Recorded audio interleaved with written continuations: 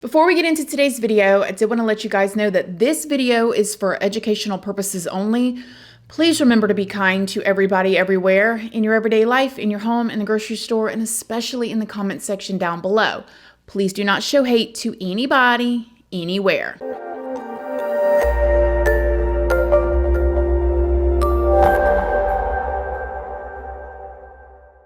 Good morning, my lovelies, my beauties, my friends. My name is Christina and welcome to my channel.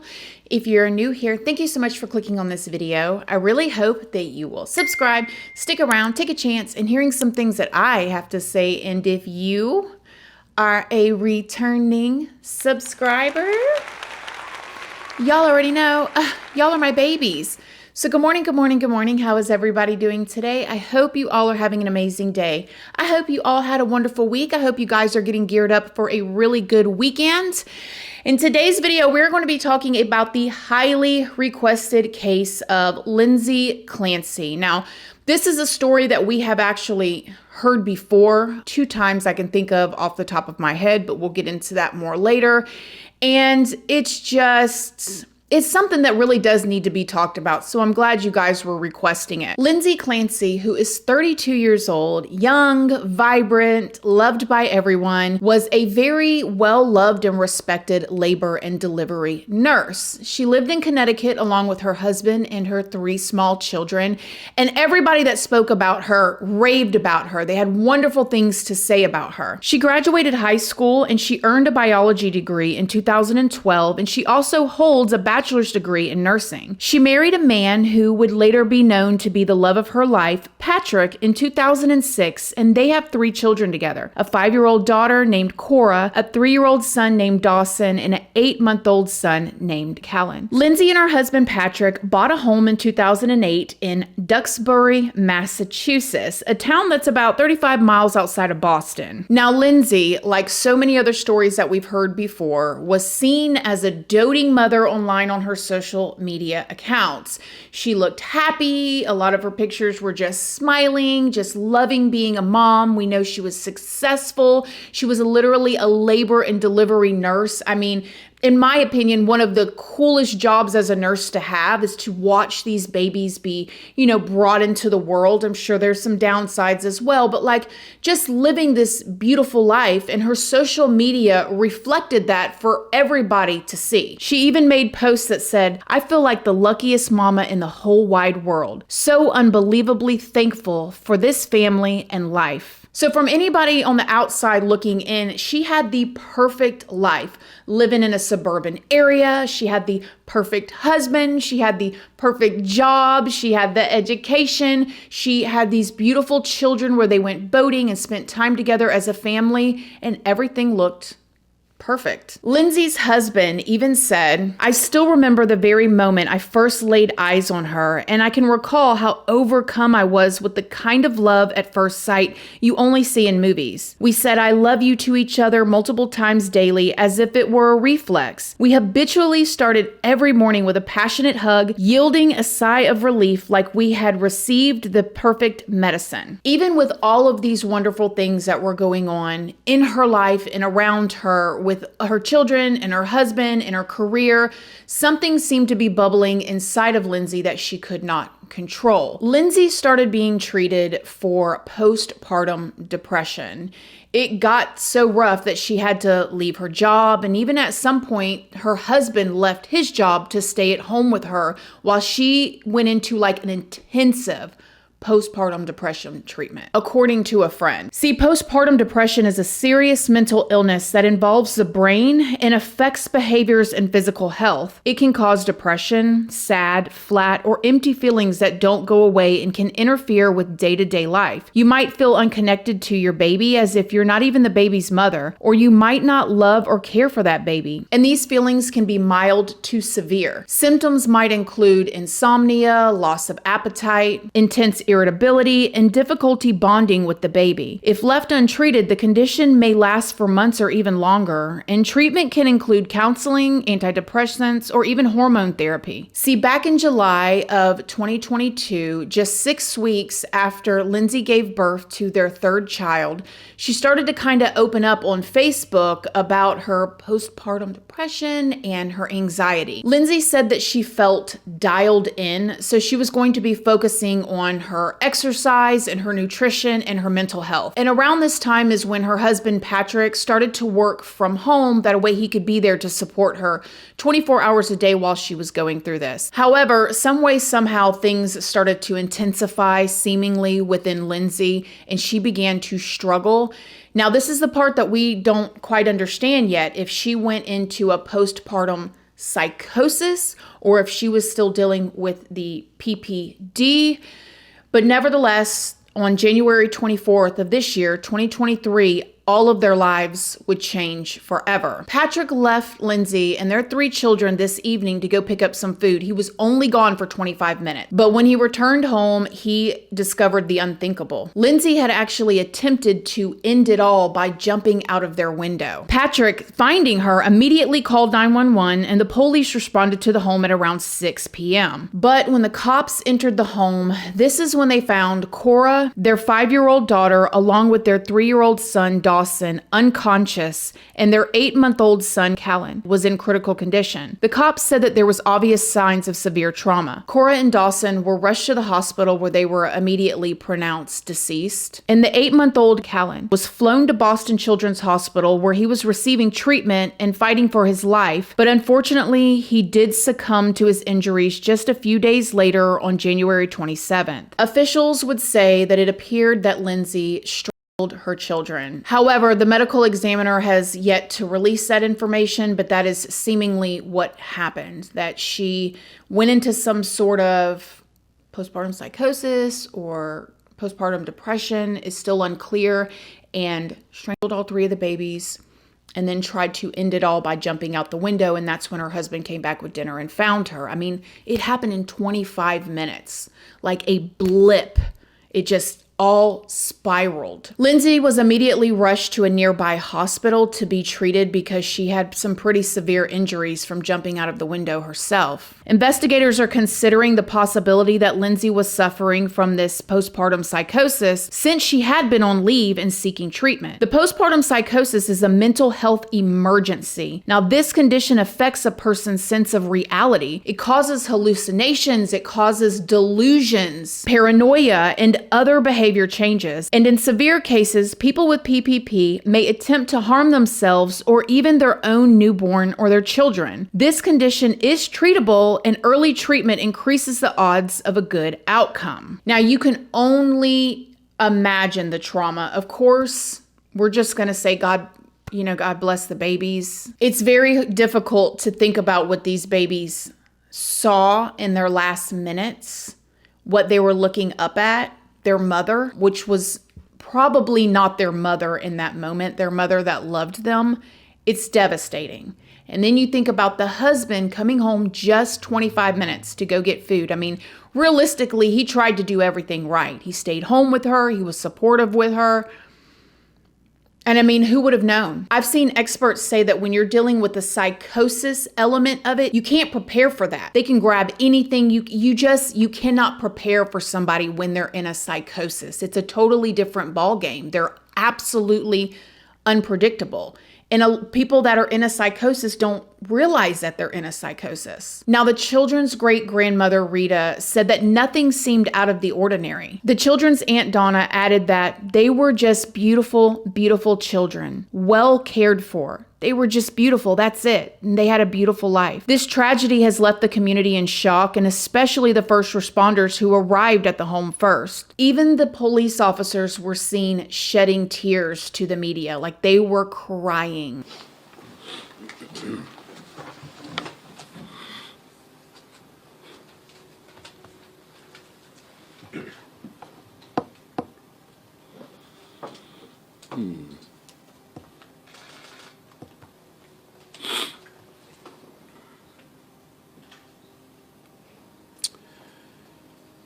Our community is, of course, reeling from the tragic events of last night.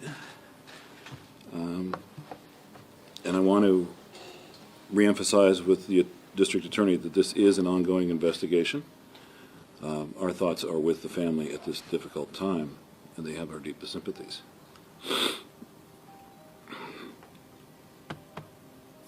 Many people have been contacting each of our respective departments about the well-being of our first responders and what people can do to help to support them.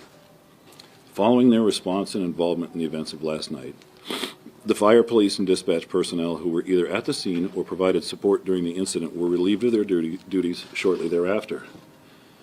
The Duxbury Fire and Dispatch Departments engaged the services of their Critical Incident Stress Debriefing Team, and the Duxbury Police Department received support from the Metropolitan Law Enforcement Council and Massachusetts State Police peer support groups. We offer our sincerest gratitude to these groups for their support of our departments. The town of Duxbury is providing the stress and follow-up support that is necessary to each of the men and women in these departments. As you all know, the service of our first responders that they provide to our community on a daily basis is truly remarkable. In these seemingly impossible moments, our support for them is absolutely critical, and we are committed to ensuring their well-being.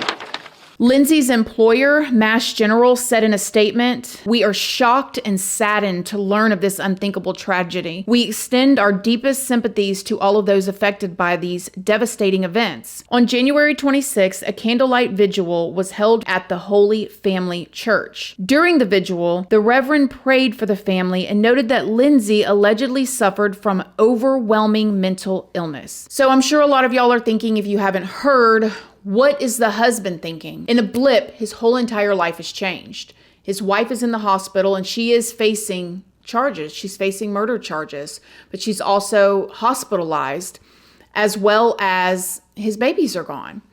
Well, he just recently released a statement and he said, "Thank you for all of your love and support. The warmth I've received from this community is palpable and your generosity gives me hope that I can focus on some sort of healing. I've seen all of your messages and contributions, including some from people I haven't seen in over a decade and many I've never met. I see and appreciate every one of you. A lot of people have said that they can't imagine, and they are right. There's absolutely nothing that can prepare you. The shock and pain is excruciating and relentless. I'm constantly reminded of them, and with the little sleep I get, I dream about them on repeat. Any parent knows it's impossible to understand how much you will love your kids until you have them. The same goes for understanding the devastation of losing them. Cora, Dawson, and Callan were the essence of my life, and I'm completely lost without them. My family was the best thing that ever happened to me. I took so much pride in being Lindsay's husband and dad to Cora, Dawson, and Callan. I always reminded myself that each day with them was a new gift. Callan usually woke up first and would rest his head on my shoulder for a few minutes as he adjusted to the morning. Dawson typically sang or spoke his thoughts out loud for a while before we'd go get him. Cora was a big girl and would simply walk downstairs. I can still vividly picture her coming into the living room each morning with her hair in a mess and a smile on her face. We always started our days together, reading books, cuddling up on the couch, and playing with magnet tiles. I loved taking them places, whether it was scooting at Chandelier Elementary, vacation, skiing, out on the boat, or to Duxbury Beach, one of our favorite places on earth. They gave me purpose, and I never took it for granted. There is now a massive void where that purpose once was. Cora had an infectious laugh and was stunningly beautiful. She was the cautious one, but it was really because she was so caring. She used to say she wanted to be a doctor and a mama when she grew up, and she would practice by giving Callan checkups. If she was leaving the house to go somewhere, she would pick someone to take care of Caroline and Charlotte, her baby dolls. She had all of the doll accessories available, so her sitters were well equipped. Before she turned 2, she was already wrapping them in perfect swaddles. We would tell her she's such a good little mama. She loved all babies, both real and pretend. She loved sloths, unicorns, tea parties, going to lunch with Nana and Grandpa grandpa and giving presents to people. She knew everything about princesses, her favorite being Sophia first. She truly loved her brothers and us and said it often in her sweet voice. We did a lot of father-daughter activities together, like skiing and visiting San Francisco or just talking. I loved my firstborn so much. Dawson had beautiful, bold brown eyes that beamed with friendship. He was naturally humorous and generous beyond the norm of a typical toddler. He was willing to share his toys with others. For all the love he received, he always gave back more. His best quality was pure kindness. He loved trucks, tractors, dinosaurs, Paw Patrol, worker guys, and being outside. He was adventurous and mischievous and enjoyed causing trouble, which he typically found hilarious. He was also remarkably smart. We always said if we didn't save enough for retirement, it'll be okay. We'll just live in Dawson's guest house. He would hug me tighter than most adults, and every night he told me in consistent words at bedtime without fail, "Good night, Dada. I love you." We had a special bond from day one. He was my buddy, my first boy, and truly a gift. Callan was our easygoing child. I always said it was because he was the third child. He had to adapt, and he did easily. He was born with hardly any fuss and was by far our best sleeper. He was just an incredibly happy and vibrant baby, constantly smiling.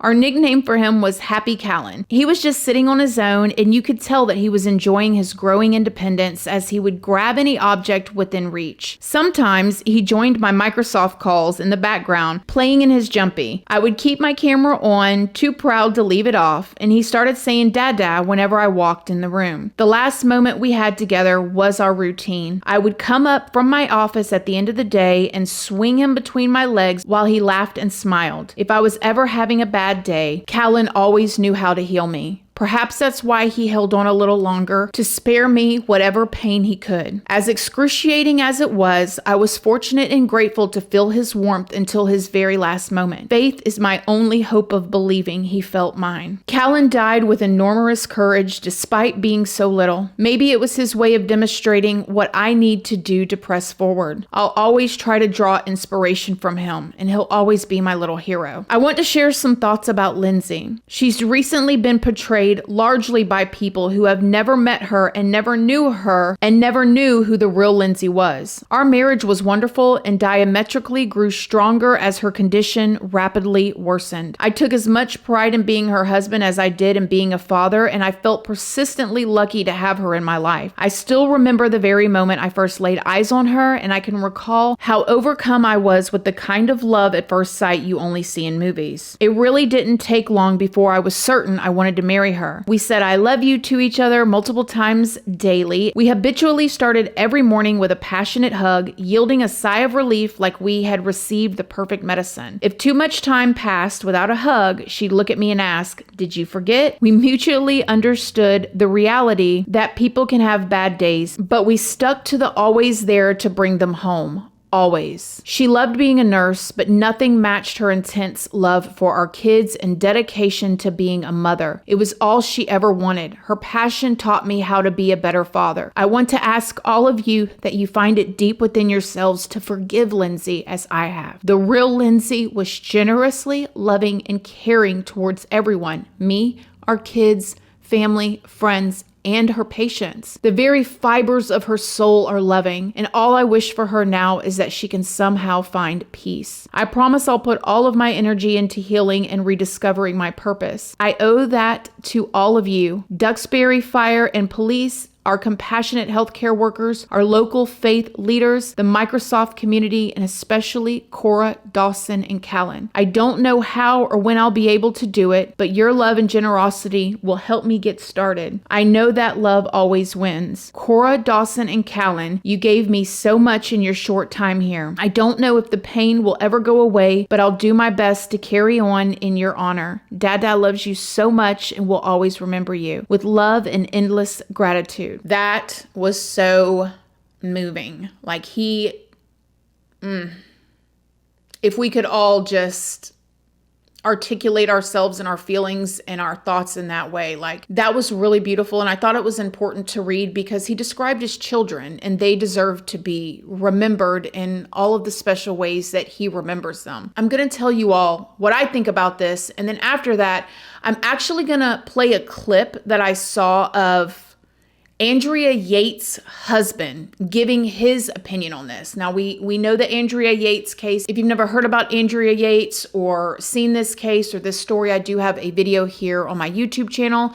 But her husband actually spoke out about this himself. Former husband of Andrea Yates, Russell Yates. It's good to have you. Thank you so much for joining me. What did you think, Rusty, when you heard about this case? Yeah, it sounds similar. I mean, anytime I hear of a case like this, I get a little sad because I had hoped that, you know, we'd have less and less, but realistically, I mean, it's a sickness. People get sick. You know, it happens. It's sad. Andrea was a wonderful mother. You know, I think when someone acts so out of character like that, it's kind of a flag, you know, that there's something else going on. And, you know, as far as forgiveness goes, I think that's kind of the start. Like you said, if something's completely out of character, this can't be right. What else is there, you know? And then I realized, okay, you know, at the time I did not know that she'd been psychotic. I did not know what psychosis even was or what the symptoms were. And, you know, like in this case, you know, you can do all you can at home, but you really can't protect yourself from a psychotic person at home. I mean, they get up in the middle of the night and, you know, light the house on fire or poison everyone or who knows, you know. It's so, you know, as far as the next step of forgiveness, I'd say is understanding it's a sickness, you know, that but for, you know, that causation, right, but for her sickness, she would never, ever, ever, ever have harmed our children. So what is my opinion? I think it's obviously devastating for everybody involved. There's got to be some reason, right? Like, she was literally a labor and delivery nurse. I mean, you can always think about it the other way. We have heard stories of the other way, but I just have to believe in my heart that this was some sort of psychosis, and we will find out. I mean, it will come out. It is so, I cannot imagine if she is in the hospital right now getting treated and they bring her back to baseline and then she realizes what happened and what she did. I mean, I don't know. How do you go on? And this is something that could have very well been out of her control, like I believe that happened with Andrea Yates. It's so sad, man. And it's a real thing. Postpartum depression and postpartum psychosis is an absolute real thing. And nobody can prepare for it. You can't, you know, take enough vitamins that we know of right now to prepare for it. You can't eat a clean enough diet and work out. If it comes for you, it comes. And that is scary and terrifying and so sad. Now, I thought that was interesting hearing from Andrea Yates' husband. Now, he got a lot of trash talking about him when that situation happened. That also happened so long ago. We didn't know as much about any kind of mental health as we do now, obviously. But still, he got a lot from that. And he also said nice things about Andrea afterwards and still does to this day. And he went on to marry and have another child. I am going to continue to follow this story and see what happens with Lindsay. There are rumors that she is very much injured from jumping out of their home, but we'll see if that is true or not, or if she's just being treated for her mental health. No matter what, I do hope, you know, no matter what caused this, she can be brought back to a healthy baseline so they can figure out what happened. There is a GoFundMe for Patrick, and it's for like lawyers' fees and doctor's expenses, and also because he can't work right now. I mean, you can't imagine this man going back to work. I mean, this is just unbelievable. And I will leave it linked down below. If you guys have it and you would like to donate, please do. Other than that, I love you guys. What do you think? I would tell you, I've had friends that have had postpartum depression, not the psychosis, and it is a thief of joy. Some of the moments that are supposed to be the best in your life, you look so forward to having this baby. You carry this baby in your stomach for 9 months. You think about the baby. What's the baby going to look like? What's the baby going to smell like? Oh my gosh, what's the baby going to smile like? And then you start having these intrusive thoughts that you can't control about things that can be scary. And it's really sad. If you or anybody else is struggling with postpartum depression or postpartum psychosis, please reach out for help. Here is a number right here of a hotline that you can call. Please tell somebody at your church or at your school or your parents or somebody, and don't stop telling people until you get help. Be safe, be healthy for you and your family. I love you guys. Thank y'all for being here. Have a great weekend, and I will see y'all next week. Love you guys. Bye.